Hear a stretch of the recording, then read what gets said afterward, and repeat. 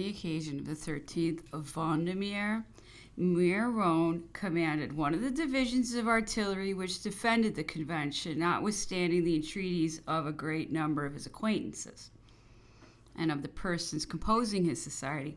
I asked him whether the government might rely upon him. Yes, answered he, I have sworn to maintain the republic. I belong to the armed force and shall obey by obeying my chiefs.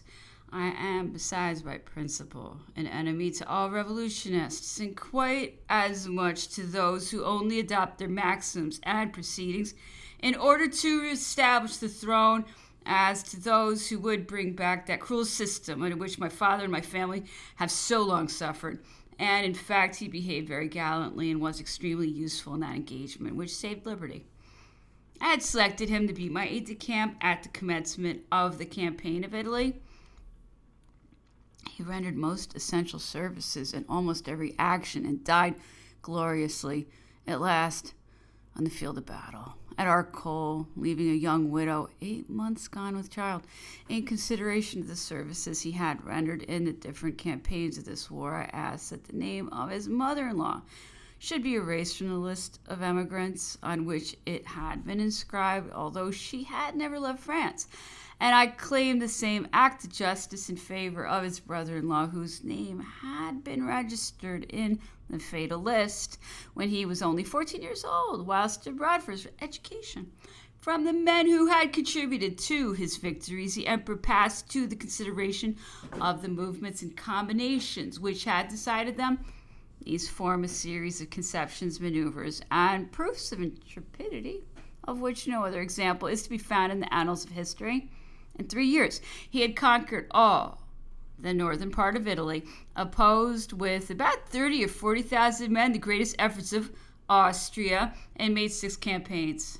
First campaign, Bonaparte draws General Beaulieu under the walls of Genoa, attacks him on his flanks, outflanks his right, defeats him at Montanari, marches alternately to Dago and Mondovì, drives Beaulieu to Milan, Colli, Turin, reduces the king of Sardinia to submit, passes the bridge at Lodi, takes possession of Lombardy, crosses the Mincio, besieges Mantua, and in less than 2 months, from the mountains of Genoa, plants his flag on those of Tyrol, traverses Illyria, and appears on the confines of Germany. The impression of surprise produced all over Europe by these brilliant achievements is not yet forgotten. The parties in France and our enemies abroad described this general, 26 years old, as a rash-headed young man whose very presumption would cause his ruin and confusion. Subsequent events showed what reliance was to be placed on their predictions. Second campaign. The first effect of these signal advantages was to oblige Wurmser to evacuate Alsatia and cross the Rhine with 40,000 men to come to the assistance of Tyrol. This general arrives on the Adige with 80,000 men, takes Montebaldo, penetrates through the valley of Sabia, and reaches Verona and Brescia at the same time. To this new and formidable enemy we could only oppose 30,000 men, having to preserve a conquest and to besiege Mantua, which was on the point of surrendering, though it contained a garrison of upwards of 8,000 men. In this second campaign, it is that Bonaparte shows himself superior to Frederick, who had been in a similar situation. He does not obstinately persist in the siege of Mantua, as the King of Prussia had done with that of Prague, but supplying the inferiority of his numbers by the resources of his great genius and the celerity of his movements. His resolutions and his operations follow each other with the same rapidity and entirely disconcert the enemy, who never could find the French army at daybreak, where he had left it at the beginning of the night. These bold and beautiful conceptions were crowned by the battles of Lonato and Castiglione, and Wurmser, defeated in spite of his numerous cavalry, returned to the passes of Tyrol, leaving great part of his army in the hands of the French. In all these movements, which will present matter for useful meditation to those who follow the career of arms, Bonaparte showed that very often the best means of defense consists in attacking, and that the art of conducting a war on a large scale lies chiefly in being able to regain the liberty of option when it has been lost by the first success of the enemy. His reputation was now established all over Europe. All the French generals acknowledged him as their master, and the old companions of Frederick from that moment proclaimed him to be the hero worthy of bearing the scepter of war, unappropriated since Frederick's death. Third campaign. Bonaparte had conquered, but having had to contend with the greatest difficulties, he preserved a lively feeling of resentment. He recollected that Wurmser had more than once occupied his headquarters, and he did not consider himself sufficiently avenged by the destruction of his plans and a part of his army. He heard that general had received reinforcements and had marched from Tyrol on the Brenta. Bonaparte immediately proceeded up the Adige towards Rovereto, defeated half the Austrian army, advanced towards Lavis, made a feint to march on Innsbruck, and suddenly extended his operations along the Brenta. The dispositions of the Austrians were useless. He triumphed over every obstacle. Bonaparte attacked and defeated the enemy, pursued him closely, and drove him on the Adige, which he crossed before him. Wurmser was on the point of laying down his arms, but one of those chances which baffle all calculations enabled him to effect his retreat, and he went and shut himself up in Mantua with 10,000 cavalry, several regiments of cuirassiers, his staff and baggage.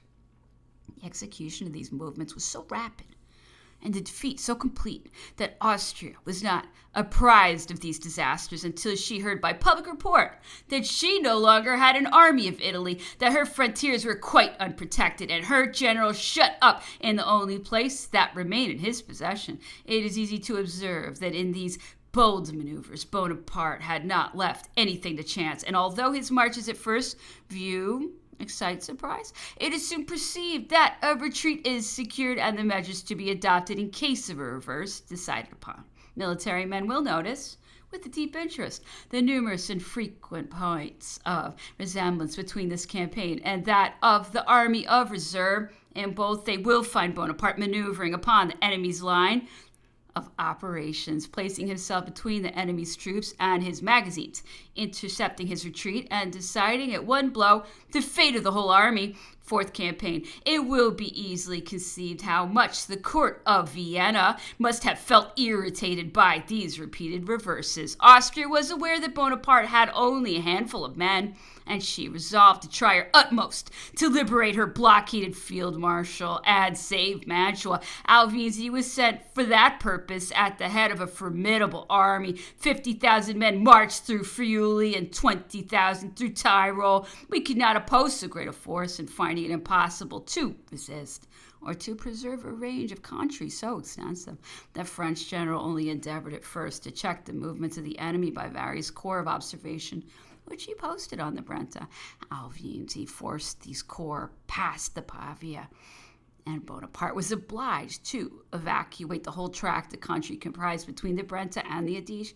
At Caldero, he endeavored to resume the offensive, but his efforts were unsuccessful, and he besides received information that some of the enemy's divisions occupied the right bank of the river and had already reached Rivoli. Italy now appeared irretrievably lost, and the raising of the siege of Mantua inevitable. The army was mustered at Verona and was found to consist of only 15,000 men capable of bearing arms. These defiled in the dark of the evening, and everyone thought we were continuing to effect our retreat.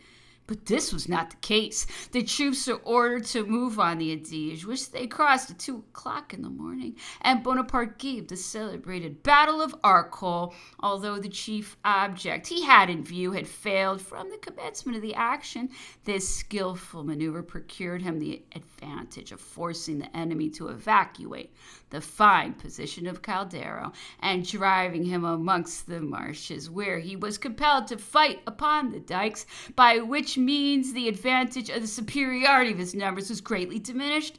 His divisions, beaten one after the other and discouraged, fled from the field of battle and threw themselves in disorder behind the Brenta.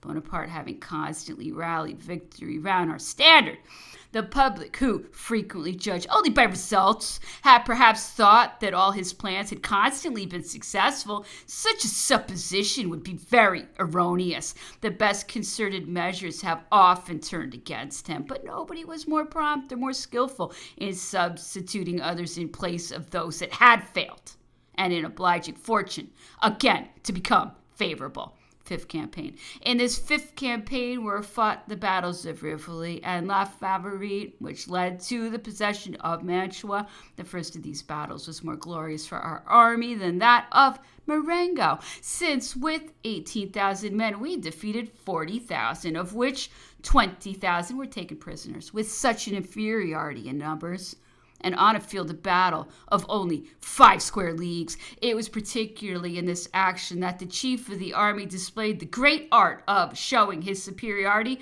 on every point of attack. He could not, on a surface of only 7 or 8 leagues, or in an interval of 36 or 48 hours, outmarched the Austrian columns, but he defeated them one after the other, although they were only distant from each other for a few hundred toises. The issue of these brilliant affairs of Rivoli and La Favorite was the consequence of a perfect knowledge of the field of battle, of a rare sagacity in penetrating the plans of the enemy, and of an unequal degree of promptitude in devising the means of counteracting them. At Rivoli, the division of the enemy selected to turn the French army arrived accordingly at the position it was directed to take, but it only arrived after the other division had been defeated and was surrounded and reduced to lay down its arms. Sixth campaign. Master of Mantua, Bonaparte marched on Rome, taking with him only 5,000 men, and signed the Treaty of Tolentino, whilst Europe still thought him beyond the Apennines. Disregarding the vainglory of making a triumphal entry in the capital, he loses not a moment, joins his army once more on the Piave, and commences his sixth campaign. In this campaign, after having in less than 2 months defeated the Archduke Charles on the Tagliamento, on the Isonzo, and at Tarvis, after having crossed the Julian Alps, the Drava, the Sava, and the Mur, he obliges the House of Austria to conclude a peace. He was master priest of Istria, Carniola, Carinthia, Styria, and of a great part of Austria. He was in a situation to cause the voice of humanity to be listened to. Our troops had penetrated to the gates of Vienna. Bellegarde and Merfeld hastened to his headquarters to implore him to grant a suspension of arms. Bonaparte consented, and as they were discussing the limits of the corps of Generals Bernadotte and Joubert, "Where do you think, General," said he, "that Bernadotte is? Perhaps at Fiume?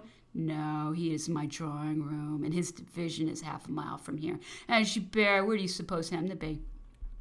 Perhaps at Innsbruck, if indeed he has been able to oppose the column of grenadiers that is marching from the army of the Rhine. Well, he is also in my drawing room, and his troops are marching after him."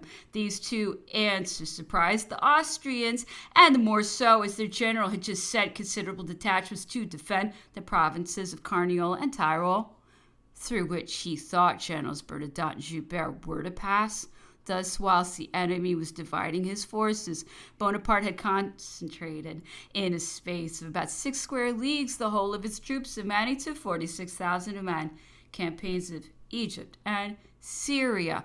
Shortly after peace had been concluded, Bonaparte sailed for Egypt. He appeared before Malta, and the influence of his name, the confidence inspired by his intervention, and the vigor of his attack disconcerted the enemy, who surrendered the place which had never before been taken. Having landed in Egypt, he was once perceiving what kind of warfare is adapted to the country, estimated the value of the troops by which it is defended, and prepares the tactics the most proper to be adopted. The battle of the pyramids at the gates of Cairo and of Mount Tabor in the heart of Syria, and that of Abukir, are all three of a different character of conception. He maneuvers with unequaled skill and applies to circumstances as new as they are varied all the resources of the art of war. Whilst these events are passing in Egypt, our armies were beaten at Stokak and on the Adige. We had conquered Zurich, but Italy was lost to us, and our armies, discouraged and without combination, either in their plans or in their movements, had ceased to be the terror of the enemies of France. Civil war raged in our western and southern departments. Factions were tearing each other to pieces, and an imbecile government vainly sought to ensure its safety by fomenting divisions. Campaign of the Army of Reserve. Bonaparte arrives from Egypt. Hope returns. Expectations are revived. The events of the 18th Brumaire justify those expectations, and everything rallies round or yields to the genius that conceives, the power that directs, and the moderation that restores confidence. But it is not enough to bring back order by the power of loss. Peace must be conquered by victory. When Bonaparte was appointed first consul, we had just lost the last place we possessed in Italy, Connie. Our posts had fallen back on the summit of the Alps. We had not an inch of ground or a single place in Italy. All Germany was evacuated. We acted on the defensive and occupied the places on the left bank of the Rhine. The western departments were up in arms. Our enemies were everywhere, formidable, ready to invade our frontiers and change the destinies of the state. But Bonaparte took the direction of affairs. We once more crossed the Rhine, past the Alps, and the coalition, beaten and humbled, was reduced to accept a peace.